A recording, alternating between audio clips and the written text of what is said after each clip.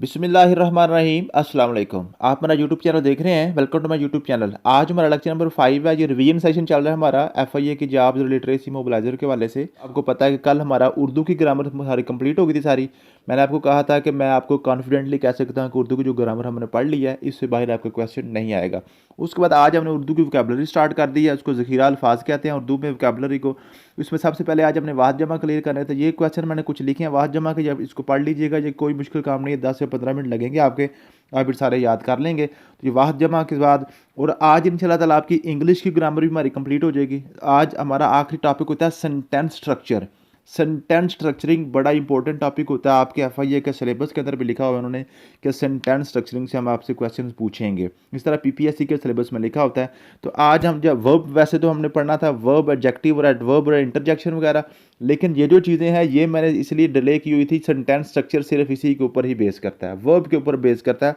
और आपको वर्ब की समझ आ गई तो आपको सेंटेंस स्ट्रक्चर इंशाल्लाह ताला आपको चुटकियों में हो जाएगा। ठीक है जी।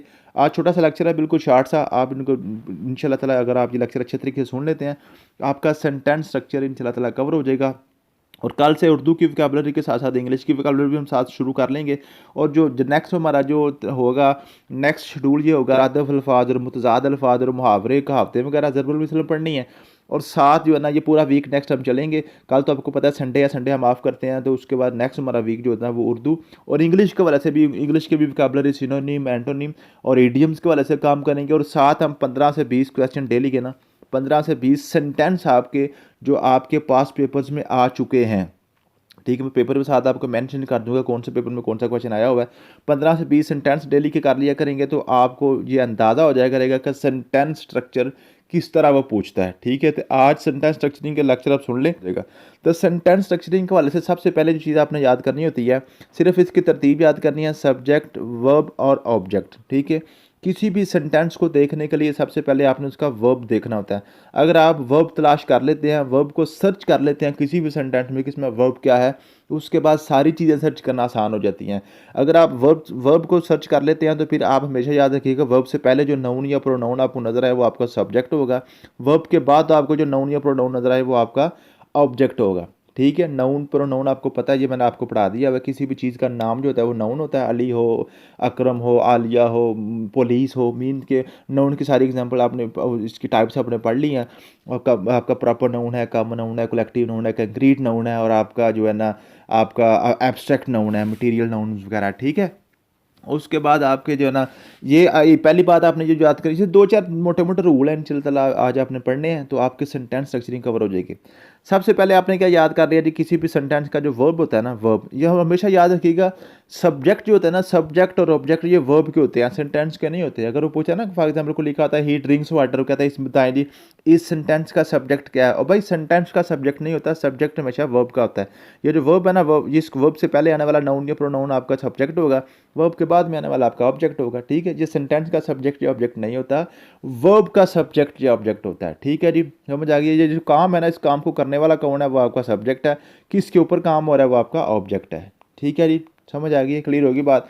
पहली बात आपने याद कर ली कि आपने याद करना है कि सब्जेक्ट और वर्ब और ऑब्जेक्ट। ठीक है, उसके बाद आपने क्या याद करनी है, उसमें हमेशा याद रखिएगा बात, ये जो आपका ऑब्जेक्ट है ना, ऑब्जेक्ट्स के पहले आपका प्रपोजिशन आती है, ऑब्जेक्ट से पहले आपकी प्रपोजिशन आती है। हमेशा ये बात याद रखिएगा। प्रपोजिशन के बाद फौरी जो आता है नाउन या प्रोनाउन होगा वो आपका ऑब्जेक्ट होगा। ये भी आपने याद कर ली बात। ठीक है, 8 पूरे करने हैं ना आपके जो पार्ट्स ऑफ स्पीच अभी हम पूरे कर लेते हैं। अगर आप ये पार्ट्स ऑफ स्पीच 8 पूरे कर लेते हैं, किस तरतीब से आते हैं, तो आपके सेंटेंस स्ट्रक्चर मुकम्मल हो जाएगी। ठीक है, तो प्रेपोजिशन आपको पता है, प्रेपोजिशन तो होती है प्री पोजिशन है, किससे, नाउन या प्रोनाउन से पहले आती है। ठीक है, तो एक तो पहले बात ये आपने कल के लेक्चर में क्लियर कर लिया। प्रेपोजिशन के बाद अगर आपके पास वर्ब आ जाए तो मीन्स कि ये प्रेपोजिशन नहीं, ये आपकी कंजंक्शन है। ठीक है, अगर प्रेपोजिशन के बाद आपके पास जो कोई ना नाउन या प्रोनाउन आए तो फिर आपकी ये प्रेपोजिशन है। ठीक है, तो नाउन या प्रोनाउन जो भी आएगा प्रेपोजिशन के बाद आपका ऑब्जेक्ट होगा, प्रेपोजिशन के बाद आपका क्या होगा, ऑब्जेक्ट होगा। क्लियर होगी बात। ये आप क्लियर कर लिया कि सबसे पहले आपने वर्ब को तलाश करना है, वर्ब से पहले आपका सब्जेक्ट होगा, वर्ब के बाद आपका ऑब्जेक्ट होता है। ऑब्जेक्ट से पहले जो कि वो आपकी प्रेपोजिशन होगी, ऑब्जेक्ट से पहले आपकी प्रेपोजिशन होगी। ठीक है, वर्ब से पहले आपकी एडवर्ब आ सकता है, वर्ब से पहले आपका एडवर्ब आ सकता है, या साथ इसके आपकी हेल्पिंग वर्ब आ सकती है, इसके जो हेल्पिंग वर्ब आ सकती है। ठीक है जी, समझ आ गई, क्लियर होगी बात। उसके बाद इंटरजेक्शन वगैरह वो तो आपके स्टार्ट पे भी हो सकते हैं, एंड पे भी हो सकते हैं। ठीक है, अब जो बात आपको मैंने बतानी है, जो आपके पेपरों में आनी है, जो सबसे इम्पोर्टेंट चीज़ है सेंटेंस स्ट्रक्चरिंग के वाले से जो आपको क्वेश्चन आना है, वो ये है कि आपका सब्जेक्ट और वर्ब जो है ना, सब्जेक्ट और वर्ब इनका आपस में क्या रिलेशन है।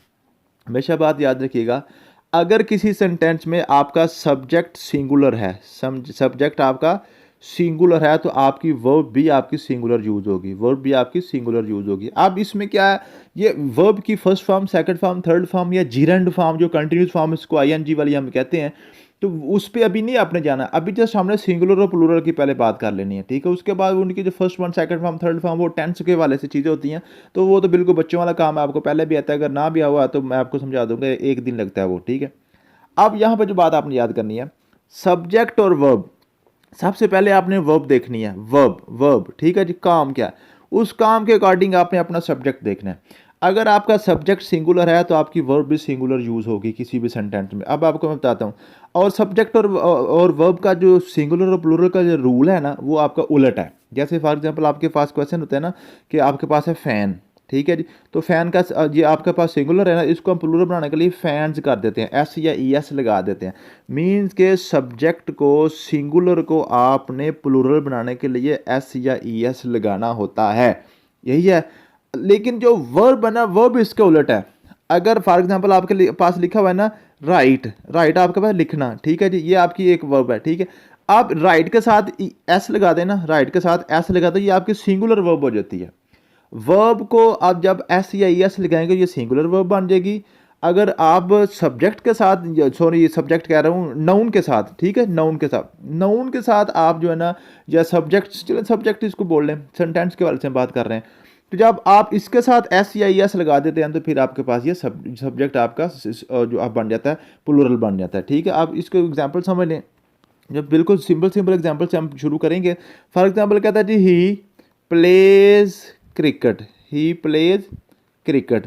ये फिर आ जाता है they play cricket, they play cricket. आप देखें, मैंने आपको क्या बताया था, अगर आपका सब्जेक्ट सिंगुलर है ना, तो आपकी आपकी जो वर्ब भी सिंगुलर यूज होगी। अब फिर मैंने आपको क्या बताया था कि जो वर्ब सिंगुलर होती है उसमें एस या एस का इजाफा करते हैं। अगर आपने किसी सब्जेक्ट को जो है ना प्लूरल बनाना है ना, या किसी नाउन को प्लूरल बनाना है, तो उसमें एस या एस का इजाफा करते हैं। लेकिन वर्ब उसके उलट है, अगर वर्ब को आपने सिंगुलर बनाना है तो फिर आप एस या एस का इजाफा करेंगे।